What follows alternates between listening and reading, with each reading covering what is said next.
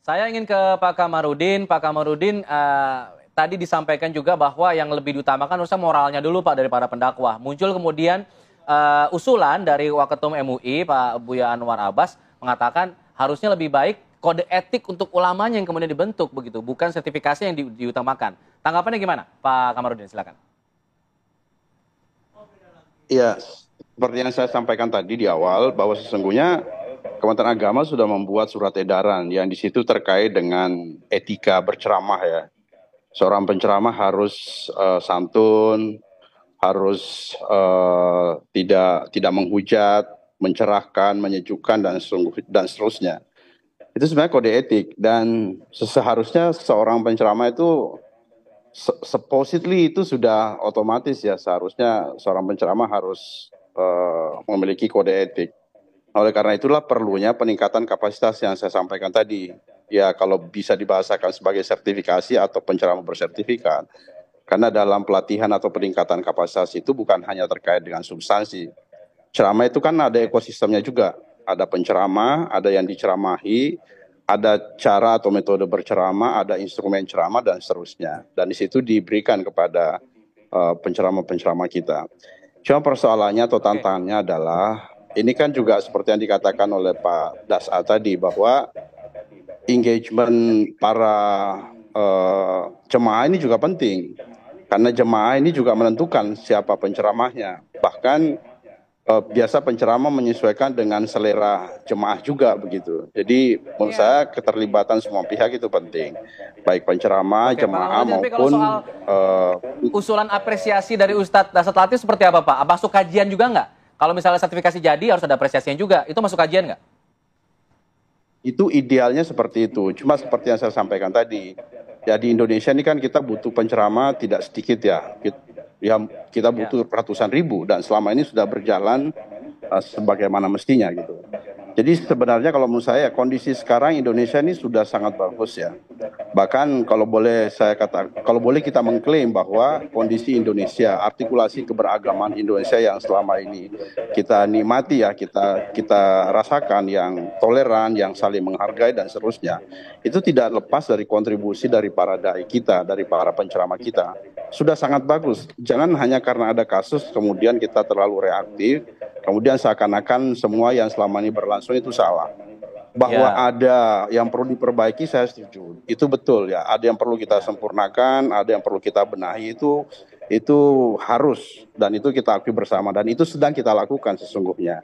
Tapi Ya. jangan sampai kita lupa bahwa kontribusi dan para penceramah kita selama ini sudah sangat luar biasa, termasuk Gus Miftah sendiri. Tanpa bermaksud untuk membela beliau, kontribusi beliau juga menurut saya luar biasa. Beliau telah mencerahkan dan membina, mendidik banyak masyarakat juga bahwa ada kesalahannya yang dia lakukan itu, ya itu tanpa bermaksud untuk menjustifikasi, ya itu juga manusiawi yang harus diperbaiki. Tapi sesungguhnya beliau juga telah berkontribusi menurut saya sangat luar biasa dan ini telah dilakukan Baik. juga oleh para penceramah kita. Jadi kita jangan Baik, Pak sampai karena ada Kamarudin. kasus kemudian seakan-akan semuanya disalahkan begitu. Oke. Jadi begini, Baik, sekali Pak lagi Amir saya Syah. katakan bahwa Kementerian Agama ya sangat concern untuk peningkatan kapasitas para dai ini bekerja sama dengan MUI, dengan Baik. ormas-ormas keagamaan dan terus-menerus kita lakukan begitu. Baik, saya mau ke Pak Amir Syah. Pak Amir Syah, lalu kalau kita lihat kan video Gus Miftah kemarin kan tampaknya komunitas yang ada di situ pun para masyarakat yang ada di situ seperti menerima begitu ya, ikut tertawa begitu ya, seperti sudah biasa begitu. Tidak lagi mereka kemudian justru malah menikmati begitu guyonan ataupun olok-olokan yang saat itu terjadi. Nah, bagaimana kemudian bisa mengontrol agar para pendakwa ini kemudian tidak guyon berlebihan atau bahkan sampai mengolok-ngolok dengan kata-kata yang kasar, agar kemudian ada timbul kesadaran begitu baik dari pendakwa maupun juga masyarakat yang mendengarkan saat itu.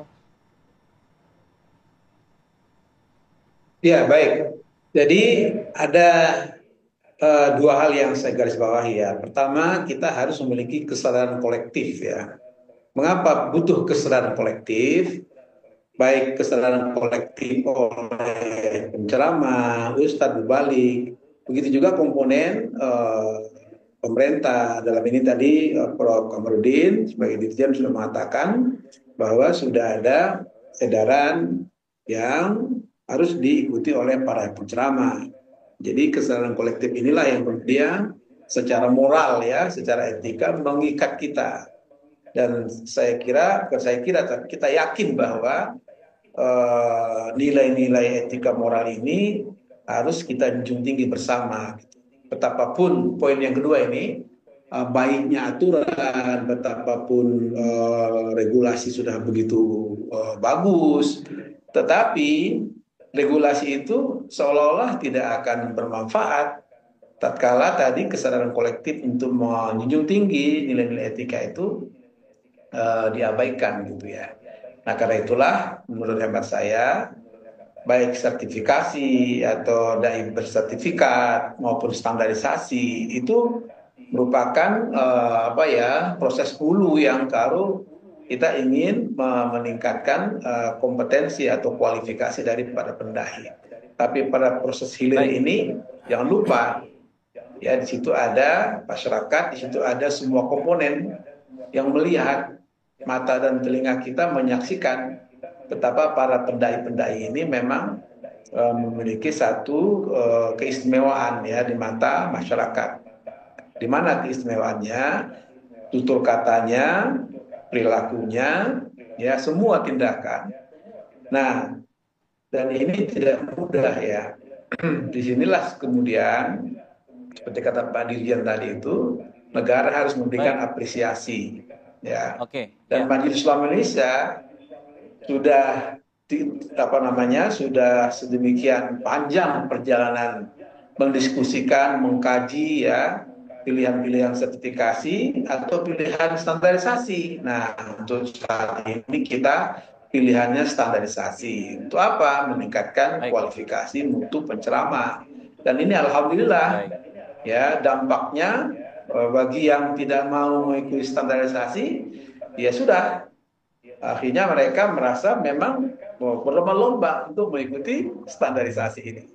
Kenapa? Karena tujuannya meningkatkan kualitas para dai kita. Gitu. Saya ingin ke Ustadz Dasat Latif terakhir Pak Ustadz. Kalau kita lihat tadi pernyataan Pak Ustadz yang menyatakan bahwa setuju dengan adanya sertifikasi dai dalam konteks untuk menjaga adab dan juga moral dari para penceramah. Tapi kalau kita bicara dalam konteks ideologi misalnya atau misalnya cara pandang Ustadz tersebut begitu. Bagaimana jika kemudian itu merasa takutnya ada kekhawatiran bahwa narasi mereka jadi terkontrol oleh sertifikasi tersebut, jadi tidak bisa lepas lagi seperti biasanya. Dari Ustadz seperti apa?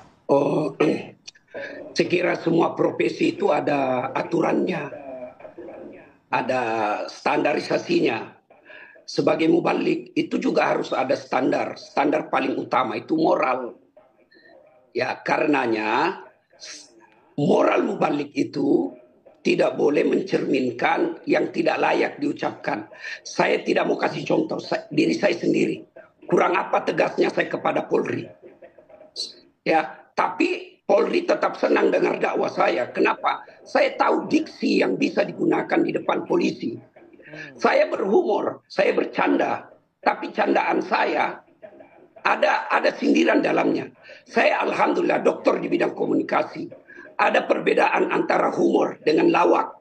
Humor itu orang ketawa tapi ada pendidikan di dalamnya. Ada edukasi. Lawak kadangkala jorok. Yang penting orang ketawa. Tidak boleh. Kita harus tahu ini moral yang cocok di mimbar. Ini yang tidak cocok di mimbar. Nah karenanya tuntutan sekarang ini. Apalagi di zaman media sosial. Para mubalik, para pendakwah harus membenahi diri. Membenahi diri untuk menerima tantangan dakwah. Tantangan dakwah yang saya maksud adalah kemampuan diri. Saya bersyukur kepada Allah, saya selalu menganalogikan yang barang yang saya mau dakwakan itu saya terima di doktor syariah hukum Islam. Saya doktor di bidang syariah hukum Islam.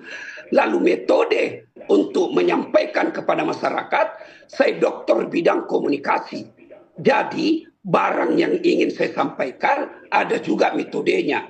Dalam dunia komunikasi ada yang disebut public speaking. Public speaking itu ada aturan-aturannya. Kita harus tahu siapa yang kita dakwai, apa temanya. Jangan, saya setuju dengan Pak Prof. Komarudin tadi bahwa apa yang kita sampaikan itu masyarakat juga harus tahu. Nah, masyarakat harus punya nilai. Kalau sudah tahu bahwa ini yang Ustadz ini tidak cocok di kalangan ini, jangan undang dia. Begitu juga Ustadz, kalau sudah tahu di situ ahli sunnah wal jamaah yang kunut, maka kita harus bahas yang kunut. Jangan membahas membedakan kunut. Maka kedua belah pihak, jamaah dan ulamanya harus saling sama-sama mengetahui kode etik. Dan kode etik itu dipelajari melalui moral. Makanya saya selalu mengkampanyekan sekarang, kembalikan pendidikan moral Pancasila. Ya. Oke. Baik, terima kasih banyak Ustadz Das Latif dan juga Pak Amirsyah, Pak Kamarudin. Kita tunggu wacana dari sertifikasi ini dan kita harapkan juga peristiwa pada saat Gus Miftah dan juga komunitas saat itu tidak terjadi lagi di kemudian hari. Terima kasih banyak, selamat pagi.